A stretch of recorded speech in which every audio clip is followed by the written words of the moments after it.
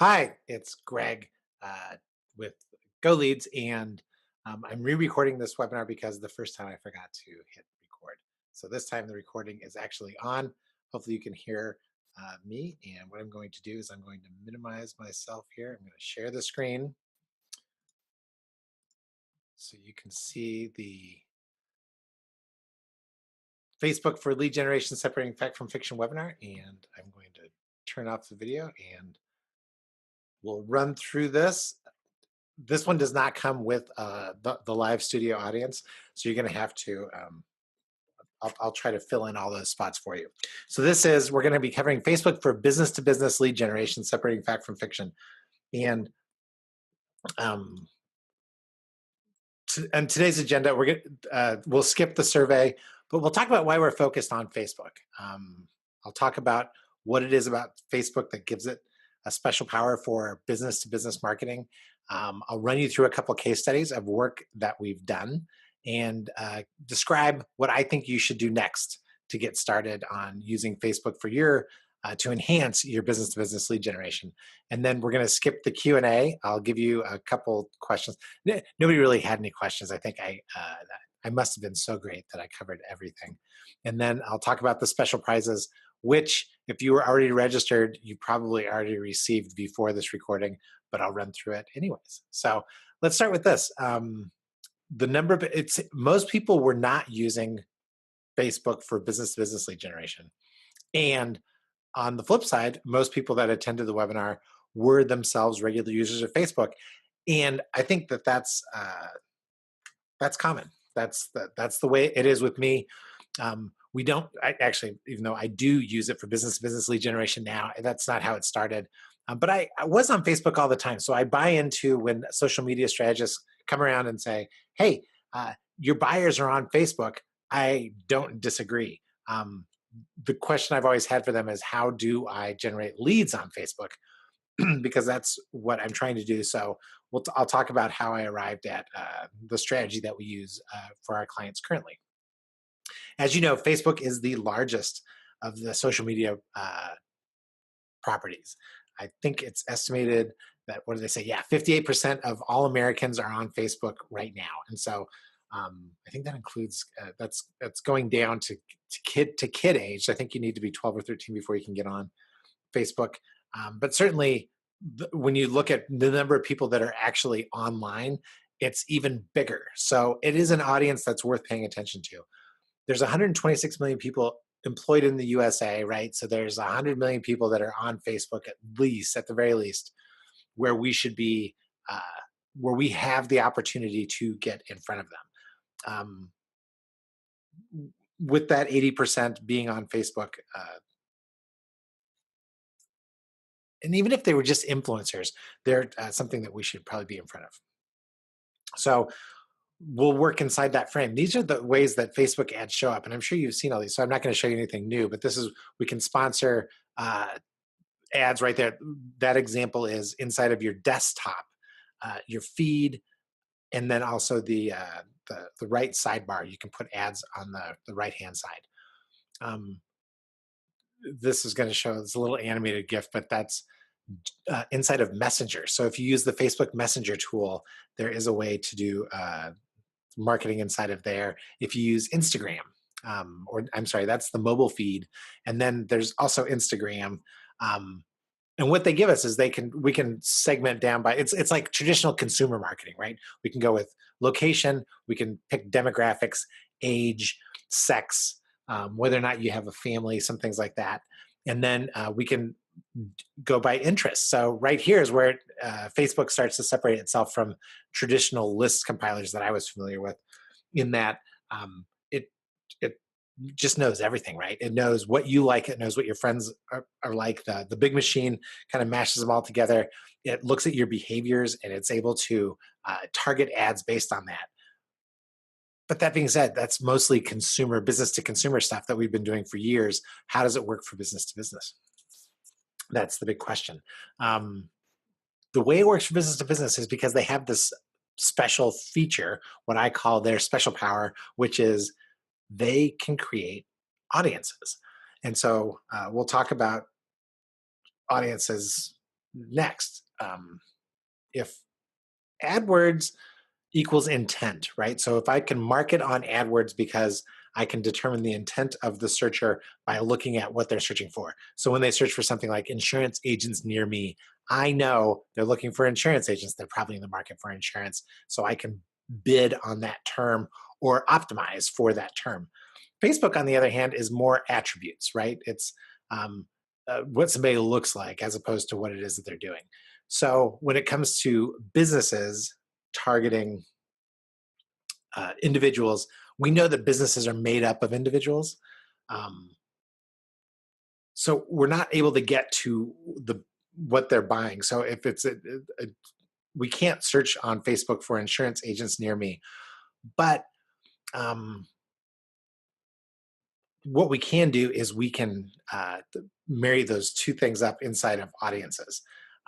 We can take everything that Facebook knows about everybody. We can take the audiences where we've taken the intent from AdWords and where we know that the things that businesses are searching for, and we can mash all those together inside of our audiences. Because what we can do is we can put the Facebook pixel on our websites. And by doing that, so if we can say insurance agents near me, that's bringing people into my insurance agency website. That is because they're probably looking for insurance.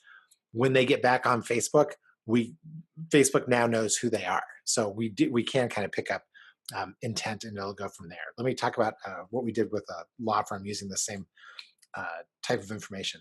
What this law firm was after was class action cases, things that aren't on Facebook. So this is an example of using what Facebook has to give you. So we don't know. We didn't know, like nobody is on Facebook searching for or liking mesothelioma, right? The asbestos cancer.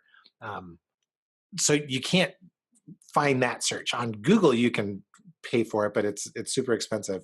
So we can search for things that are around that, and we can bring them over to Facebook. So on Facebook, we could do a few things. We can create. Their goal is to get more lawsuit cases, as I said. So we could get more impressions on the traffic that we already generated running ads. So if we were already running ads for sorry, my dog is freaking out outside. If we were running ads for on television, on radio, trying to generate this traffic, and then we got those people to come to our website, we could now get more impressions on that traffic. We could distribute content. We used a lot of the Facebook audiences, the things that people did like. For one of the targets that we were after was the Gulf. The Gulf oil spill lawsuits, and so we knew that anything that these people were probably part of these communities that were on the shores. So we could look up every single one of those communities along the shore, and most of them had, like people who liked Tampa Bay, or were part of the Tampa Bay Chamber of Commerce, and they had liked that page. We could target those, but instead of running ads for them, what we did is we would create content for the website, which we were already doing, and we were distributing it to that audience. So we were running an ad for that content to that audience about the BP oil spill lawsuits, thinking that anybody who was interested would see that, and they were starting to associate the name of the firm with BP oil suit settlements. And then, as I said, we were retargeting the site visitors. So Facebook audiences allowed us to divide those groups up into website visitors, lookalike visitors, which was after we started generating some traffic. One of the things that audiences allows you to do is you can tell it. So I always refer to Facebook as the robot. You can tell the robot, hey, these are all the people who I've been targeting. Why don't you go in and find people who look like them? And the interesting thing is, it's actually pretty good at doing this. I'm sure you've heard the stories of the artificial intelligence or the machine learning, where you just keep feeding things into it, and then it comes up with conclusions that the human mind does not, because it's sorting through so many pieces of data. So it figures out that just by analyzing a face, it can tell you whether or not you have whether or not you have a limp, something ridiculous like that. This lookalike audiences does the exact same thing. The challenge is for most of us is for our small businesses that are doing business to business marketing is we don't have enough to get really good information. But even with small audiences, it tends to do pretty good. And then as I said, we use it for PR distribution. So the result, we had approached these campaigns. We had a very specific cost per inquiry, which is not a cost per lead, CPL. I should have put cost per lead, but it was cost per inquiry. We had a very specific dollar amount that we were shooting after. And if you're wondering what we based that off of, we had based that off of we could actually purchase these leads. So we knew that we could spend, for instance, on transvaginal mesh leads, we could spend $500 for a qualified lead. So that's a lead that has all the symptoms, right? They've already answered all the questions, and we know that they're good people that are probably looking to join this lawsuit. If we knew that it was $500 for a super qualified lead like that, we were trying to generate them for about $150. And the reason is because we had to do more work for them, but it also brought that average cost down. You couldn't afford to spend $50,000 all the time on these class action lawsuit leads. But once you blended them together, you could bring that average cost down quite a bit. And plus, we kind of went to school on what was good and bad about the other leads. And that really brought down the cost per acquisition. So that huge increase in cost per acquisition was the big win that we found in this. And it was all due to Facebook. I have to give credit where credit's due. This one is more of a business to business challenge. We had been contracted with a seminar company. They were trying to get a very specific audience of owners and CEOs of small to mid-sized enterprises. And they wanted them to attend a series of events. And the first event was a breakfast. And so this is a cold group that they're trying to get in front of by addressing a topic, putting them in a pretty interesting location, and giving them a chance to network with each other was kind of the objective. They were going to be running multiple events here. So one of the other goals was they wanted to raise their awareness of them too. So we approached it as Facebook was part of our rule of 30.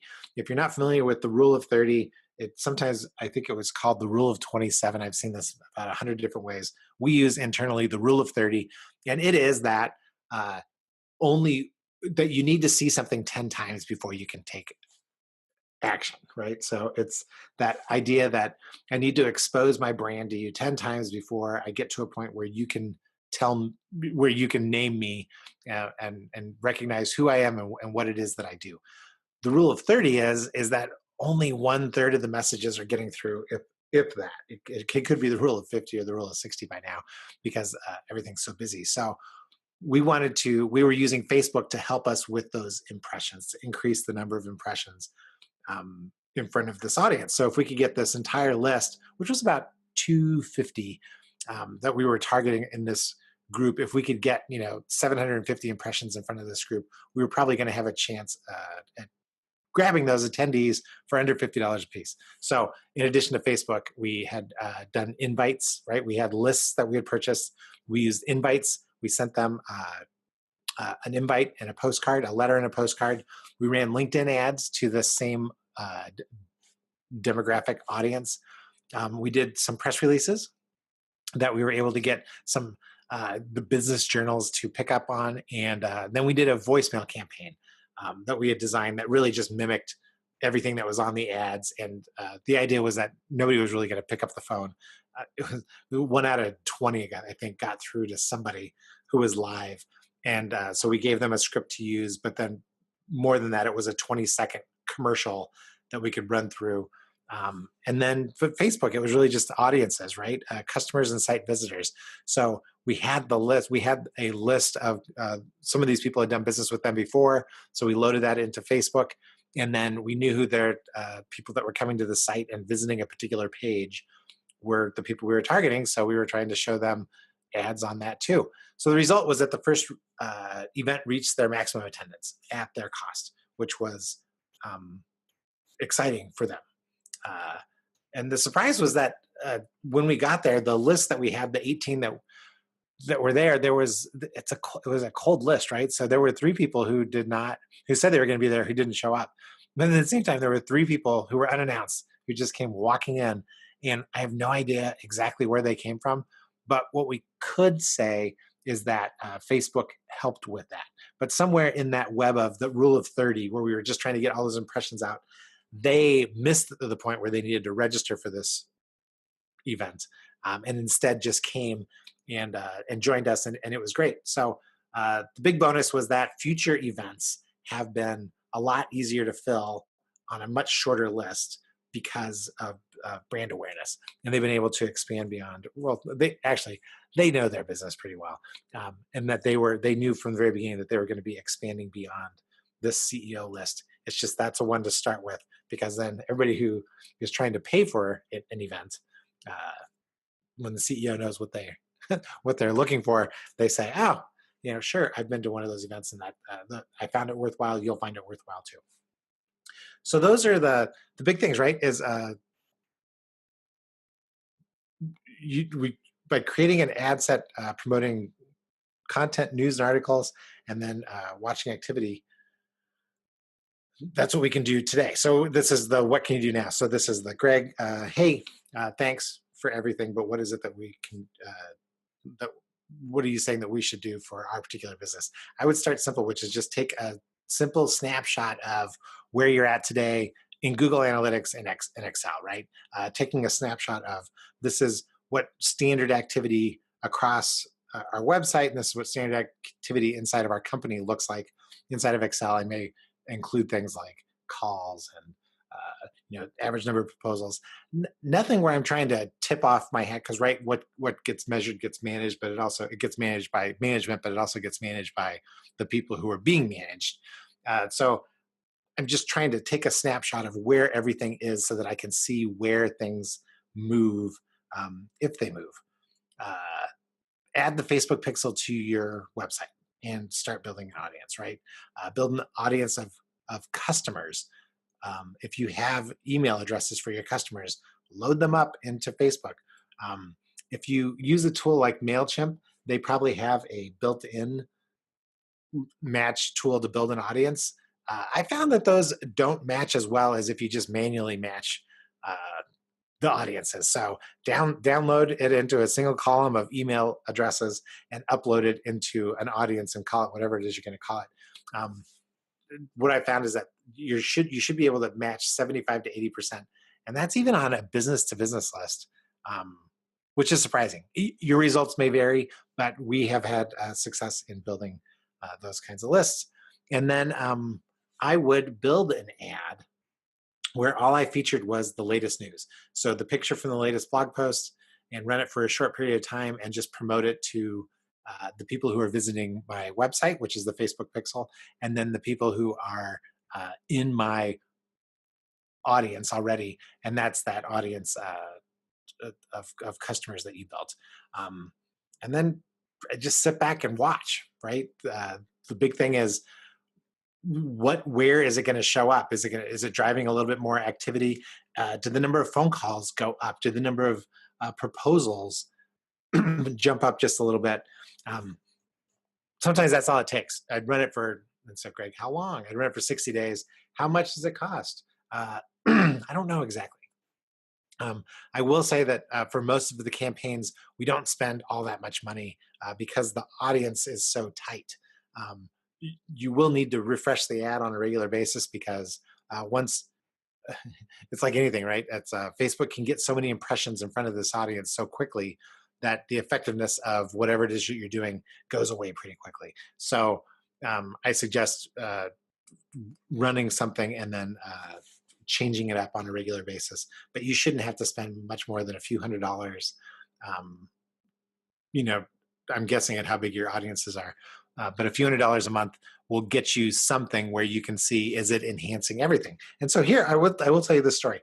I used to do business to consumer I owned a Hawaiian shirt company, and in that Hawaiian shirt company, we would target like it was easy to target on Google because Google was intent, right? So I could say if somebody was searching for Hawaiian shirt or tropical shirt, you knew who what they were searching for, and you could bid for those positions and design your ads and your landing pages and watch your conversions there.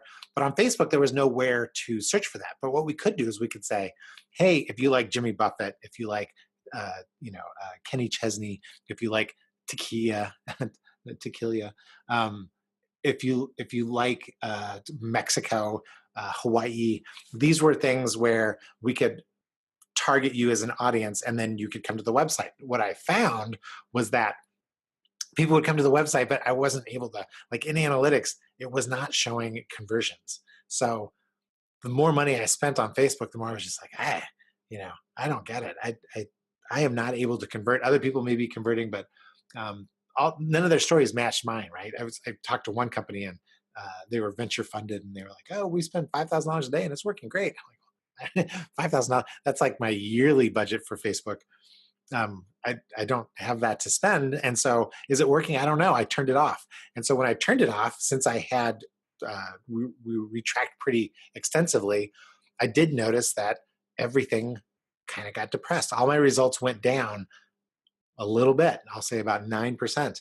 And on a whim, I thought, oh, well, nothing's really changed except for I turned off Facebook. What happens if I turn it back on? I turned Facebook back on. And this was before audiences and some of the tools that they have now. And everything went back up. So what was it doing? I have no idea. It's that rule of 30, right? Somewhere in there, I was getting enough extra impressions that it was enhancing my results. And so to this day, even when I was talking to a large toy retailer, and he was saying the same thing. He's like, I just don't get anything from my spend. It seems to be the same audience. I told him the story, that same story, and he went back and sent me an email and said, you know what, Greg, that is exactly what it's doing. Is it's enhancing it. So when I blend it in with all of my cost per lead, cost per acquisition activity, it's working. So that's really what we can do now. I went at this point into a Q&A. There weren't really very many questions. The big thing is most people just want to know, like, how long does it take? Again, that the ads run, their shelf life is really short. So unless you're running a pure branding campaign, which as it turns out, I had done for one of those little pop-up Halloween stores. You've probably seen them. They come around every Halloween. And there was one that was in an area of town that we could target by zip codes. And so at the beginning of the season, when they said, the thing is about Halloween is everybody kind of shops right next to Halloween, but we'd really like to get more traffic in early. Well, what I say, so I ask them, well, what is it that you sell the most of? And they say, oh, the most that I sell is kids things, because parents do get up on it early and their kids tend to have parties early. So what we did is we ran nothing but branding ads, right? I said, let's cut the newspaper advertising because it's so expensive, and let's just run Facebook and just soak the moms in those areas with images of the hottest kids' costumes. And sure enough, the same thing, right? It was our best start to the season ever. Nobody said that they saw anything on Facebook. I get it. It's that's the way the rule of 30 works, right? So those are some of the questions. So how long does it take? I don't know. I can't answer that question. How much does it cost? I don't know. Can't answer that question either. Set a budget, set targets, and then start measuring, because I think you will see results pick up. And of course, if you engaged us with that, if you engaged us to do this work, I can actually, then I will give you better ideas as to what things cost, because I can actually look inside your thing. And that's really the point of the next slides is we do this work. We have been doing it for a couple of years now, because the GoLeads business has been built on inbound, getting people to call us. But all the tools we sell are outbound tools. And so what we've started to do is we have started trying to help people here and there. And it's taken us a while to figure out how best to do what we do internally and turn it around to businesses that aren't exactly ours. And what we've come up with is this lead gen tools concept.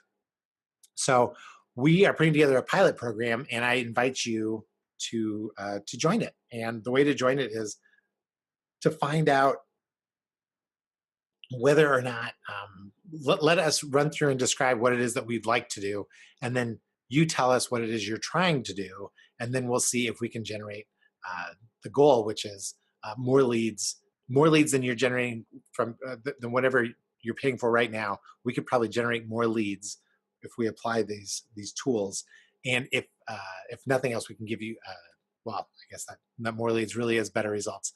But if you're getting no leads, we can give you some leads. And if you're getting some results, we could probably give you better results.